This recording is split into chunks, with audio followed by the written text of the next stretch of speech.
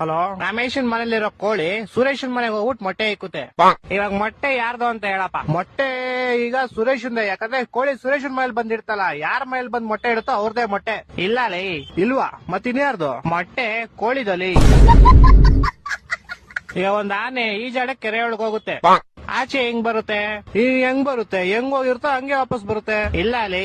ಮತ್ತೆ ಯಾವ ಆಗ್ಬಿಟ್ಟು ಆಚೆ ಬರುತ್ತಲೇ? ಹೊಟ್ಟೆ ಎಷ್ಟು ಉರ್ಸ್ತಾವ್ರು ಆ ಭಗವತ್ನ ನೋಡಿದ್ರೆ.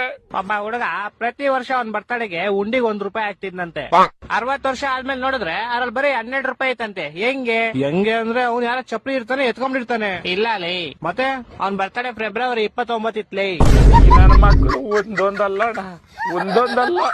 Okay, last and final ಕೇಳ್ಕೊಂಬಿಡು. ಹೇಳು. ಒಬ್ಬ ಹುಡುಗಂಗೆ ಹೆವಿ ಶುಗರ್ ಇರುತ್ತೆ, ಡಾಕ್ಟರ್ ಅವ್ನ್ಗೆ ಸ್ವೀಟ್ ಏರ್ ಬಿಟ್ಬಿಡು ಅಂತ ಹೇಳ್ತಾರೆ. ಅವನು ಲೈಫ್ ಪೂರ್ತಿ ಸ್ವೀಟ್ ತಿನ್ನಲ್ಲ. ಯಾಕೆ ಹೇಳು?